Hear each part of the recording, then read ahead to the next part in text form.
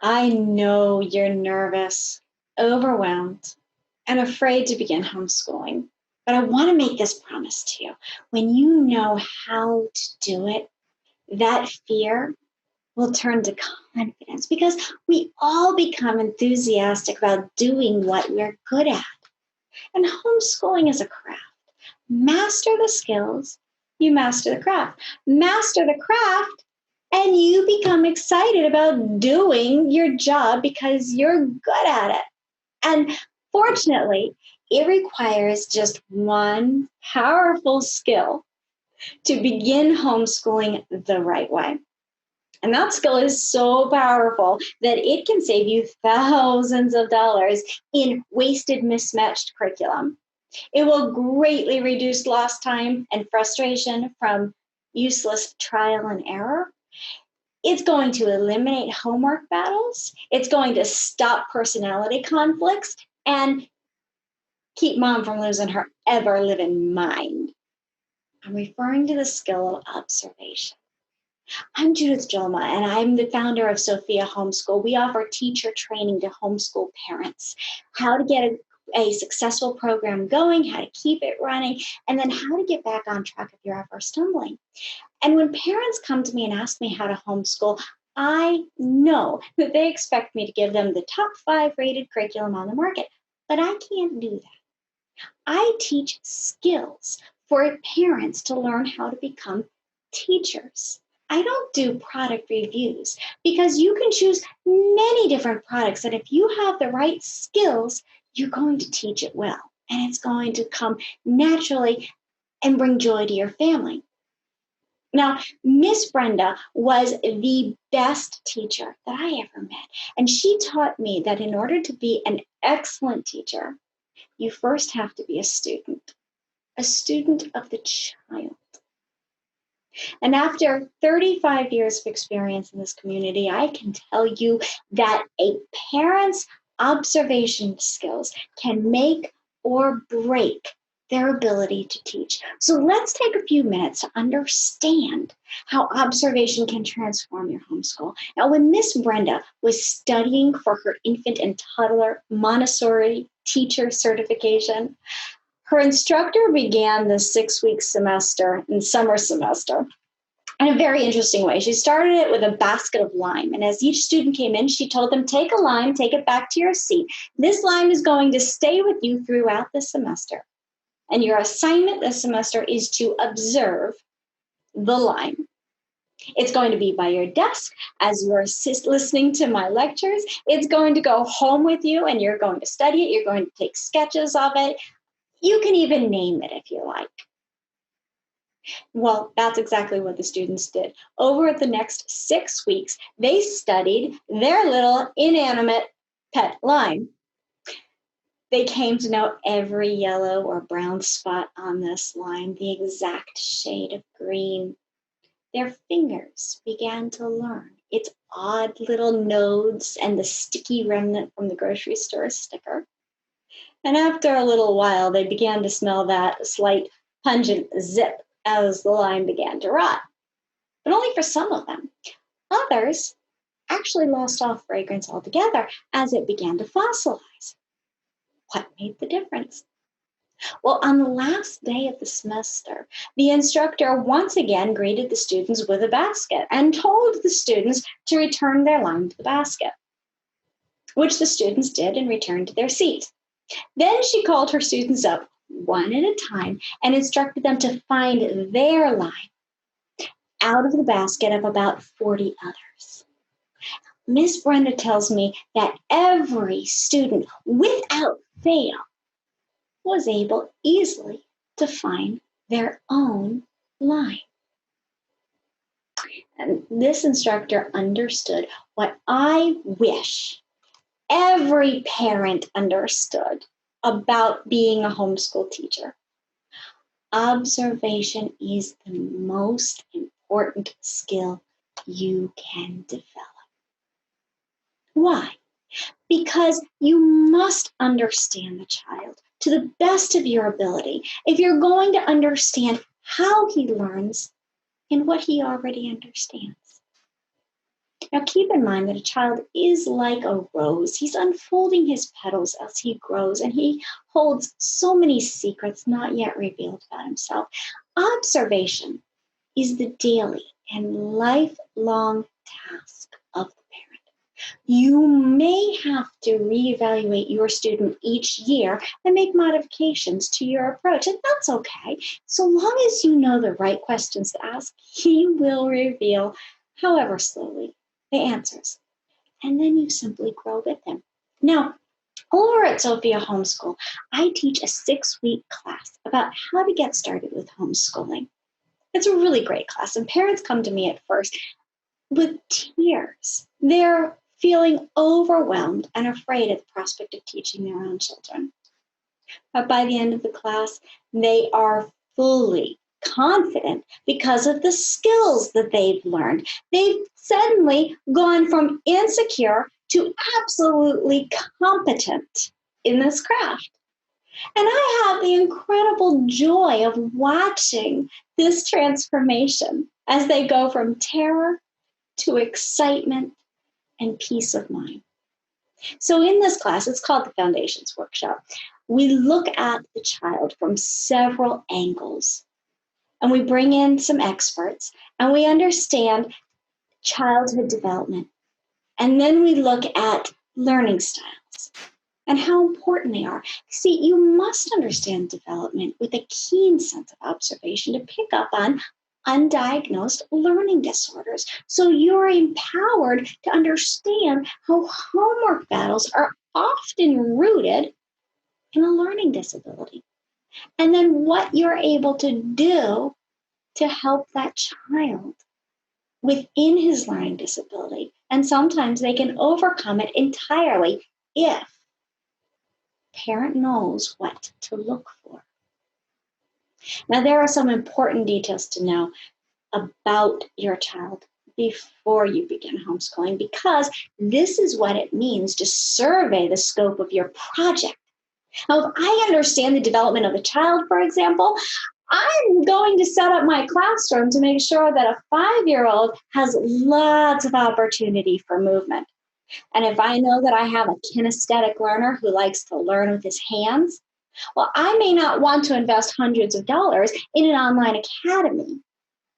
Now, I may not want to invest all that money into a child who has to be up and in motion in order for him to sit and watch a screen in order to learn. And if I think that homework battles are simply a matter of discipline, well, I might be setting my whole family up for years of unnecessary anxiety if it's actually rooted in a learning disability. So this is the discussion that belongs right here at the beginning, developing your observation skills. You can't educate your child unless you understand him. Now, if you're tempted to think that being a homeschool mama isn't very sexy, let's take a look at what other occupations require this all-important skill. Scientists, journalists, and spies. That's right, mama. Espionage is the name of your game. My baby sister, she took an elective in college in which she learned the finer art of being a spy. I can't tell you if she ever applied this knowledge professionally. I'm not allowed. But she came to me one day and she said, my professor says that the skills used for both spies and journalists are exactly the same, except that a spy does not want to tell anyone what he's learned, and a journalist wants to tell everyone. I laughed, of course, and then told everyone what she said because I'm a journalist. I paid my dues in the newsroom at the Washington Times and earned a Robert Novak Foundation Fellowship.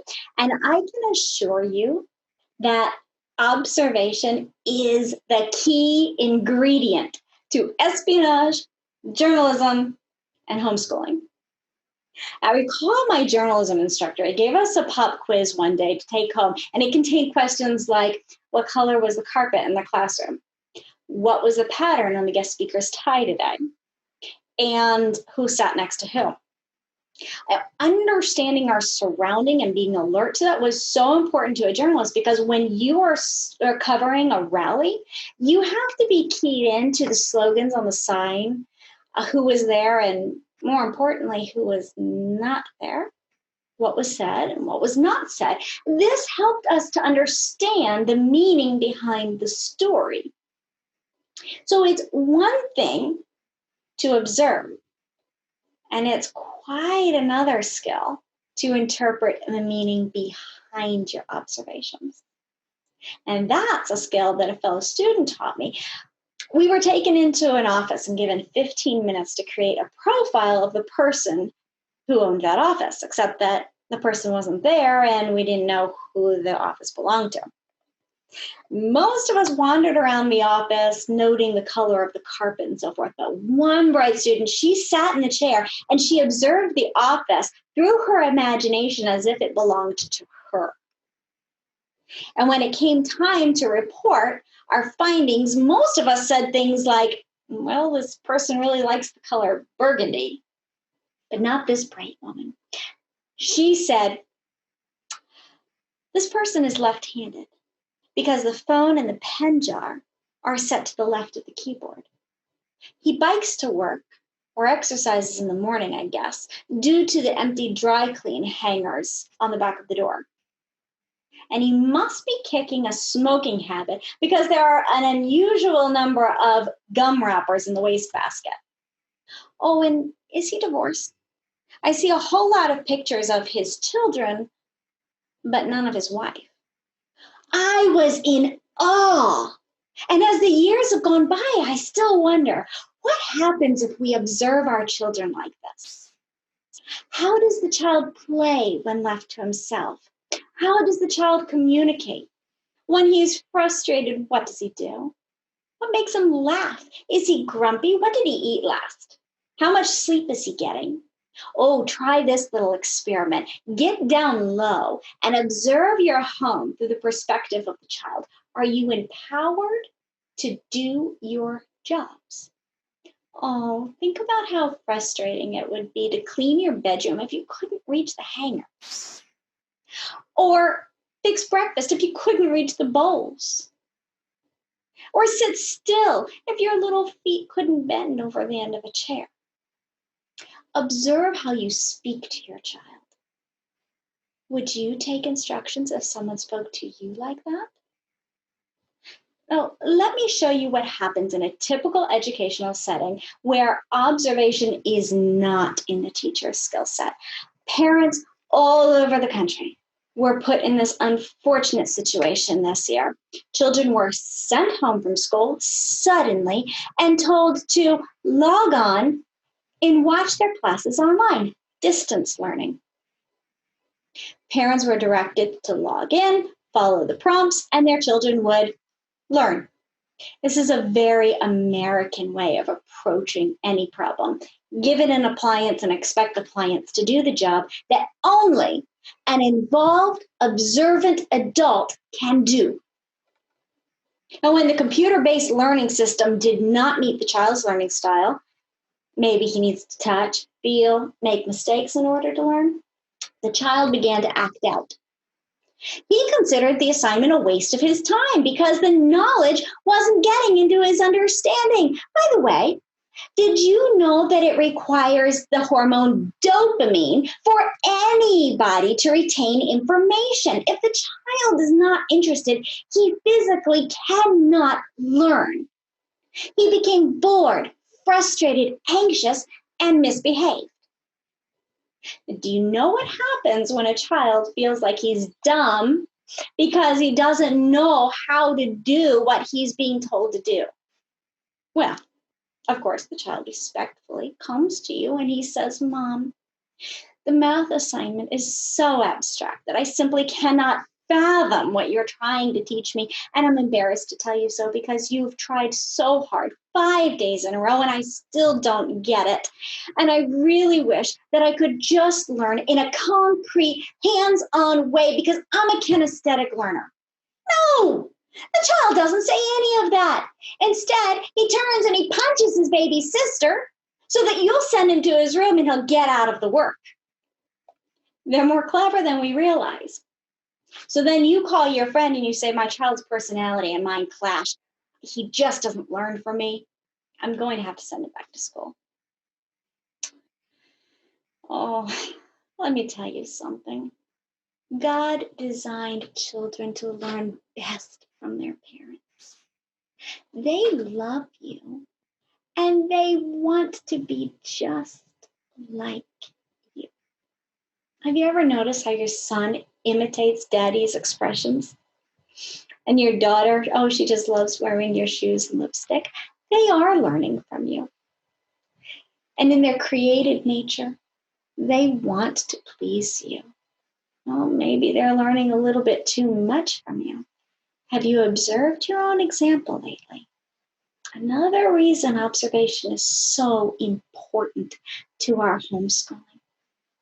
If there is a power struggle, a personality clash, a homework battle, you're using the wrong tool.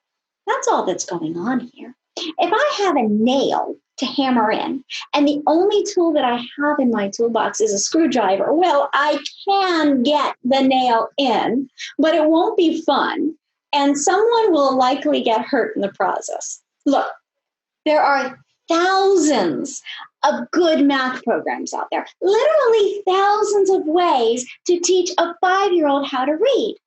And most of them work for some kid out there. But which one will work for your kid? Which one will be engaging enough to keep you, the teacher, involved? It's a little bit like doing a home renovation. When you need to remodel, you don't begin at a Home Depot loading up your cart with all the pretty things. You begin with an architect, a plan, a budget, and careful observation of the space that you want to remodel. But this is exactly how we begin homeschooling. We go to the book fair and we buy every beautiful book, and we end up with 5 geography textbooks for our kindergartner who can't even abstract yet and doesn't understand that the playground is closer than the moon. Now, if I want to buy a new kitchen faucet, I may be overwhelmed by all the options in the store unless I first do a little careful observation at home. What features do I need to wash dishes? Maybe a hose that pulls out. What's the hookup configuration? And what's my budget? What color would match the rest of my kitchen? Brushed bronze or chrome? And only after this observation can I go to the store and I can stand confidently in an aisle of 50 faucets and instantly rule out 40 that don't have the features that I want, another 5 that don't work in my budget, and 2 that don't come in the color I need. And now I have to make a decision between 3 faucets instead of 50. Overwhelm cured. Why would homeschooling be any different? You can head over to the exhibitor hall and instantly feel overwhelmed by all the options, even though they're all good options over there. You first have to observe your project and you have to know what you are looking for. Okay, so what are you looking for? Here are a few questions that you are going to ask. Long before you settle in to buy a curriculum, enroll in a co-op, or make a lesson plan, take careful note of your family. What is my purpose in homeschooling? And your purpose is going to directly affect your method. What are your needs? You know, this is your life. You are not going to give up your life in order to homeschool. At least you shouldn't. You should be welcoming your children into your life. After all, they're learning to be adults. And in order for you to be a great teacher, you have to get that fire to love knowledge alive in yourself. So, what do you like talking about? What fascinates you? And what activities do you dislike?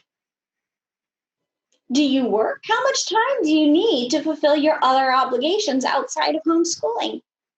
All these things are really important to take note of before you settle on the tools that you're going to use within your homeschool.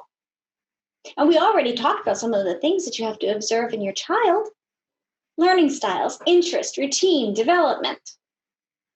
What are your resources? Space, budget, time, support network? You see, you cannot even choose the right curriculum with first developing a keen observation skill. Now, if you want help with that, that's what I'm here for. Let me help you learn the skills so you're empowered to start your homeschool the right way. And start by taking a sketch of your family dynamic, and you will discover a dream begin to awaken in your imagination. The dream of how amazing this journey can become because it can be what you want it to be. This is your life. This is your homeschool. Don't settle on just getting by. Create a custom education that your family will thrive in.